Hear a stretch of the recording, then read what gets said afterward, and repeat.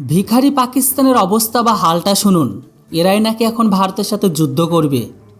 গুলি নেই, বোমা নেই, যুদ্ধে মাত্র 4 দিন টিকে থাকতে পারবে না তারা। এমনটাই অবস্থা হয়ে গেছে অভাবী পাকিস্তানের। পাক সেনাবাহিনীতে গোলাবারুদের সংকট। মাত্র 3 থেকে 4 দিন যুদ্ধ চালিয়ে যেতে পারবে না ইসলামাবাদ। ইউক্রেনের সঙ্গে সাম্প্রতিক অস্ত্র চুক্তির জের। পাকিস্তানের যুদ্ধকালীন গোলাবারুদ প্রায় শেষ। পাকিস্তান অর্ডিন্যান্স ফ্যাক্টরির চাহিদা পূরণে ব্যর্থ। পাহেলগাঁও কাণ্ডে 26 জন ভারতীয়দের নির্মম হত্যাকাণ্ডের প্রতিবাদে ফুঁসছে এখন গোটা দেশ। নির্দিষ্ট জাতিকে প্যান্টের চেক খুলে যে নির্মম হত্যাকাণ্ড চালিয়েছে, সেখানে নির্দিষ্ট একটা জাতিকেই টার্গেট করা হয়েছে। পাকিস্তানের এই অনাচরে ক্ষুব্ধ গোটা ভারত। জনমতের চাপে ভারত সরকারও পাকিস্তানের বিরুদ্ধে নানান পদক্ষেপ করতে তো শুরু করেই দিয়েছে। ভারত পাক যুদ্ধ নিয়ে খুবই হইচই চলছে। আর সেই আবহে জানা গিয়েছে পাক সেনাবাহিনীতে গোলাবারুদ সংকট দেখা। এই পরিস্থিতিতে পাক সেনার আর মাত্র 3 থেকে 4 দিন যুদ্ধ করার ক্ষমতা আছে।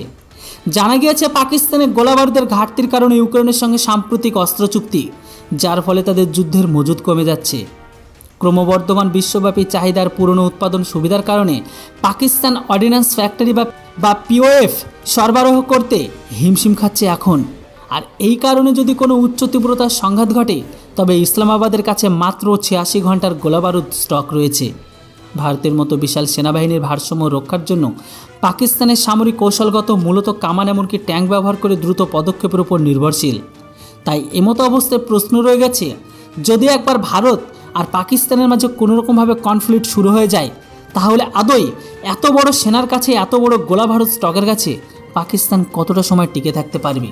এবার আপনারা বলুন বন্ধুরা, যে পরিস্থিতি দুই দেশের মাঝে, এমতো অবস্থা যদি ব্যতিক্রম ফুল স্কেল ওয়ার চালু হয়ে যায় ভারত আর পাকিস্তানের মাঝে, তাহলে পাকিস্তান ভারতের মতো এত বড় ক্ষমতাশালী দেশের সাথে কতক্ষণ টিকে থাকতে পারবে?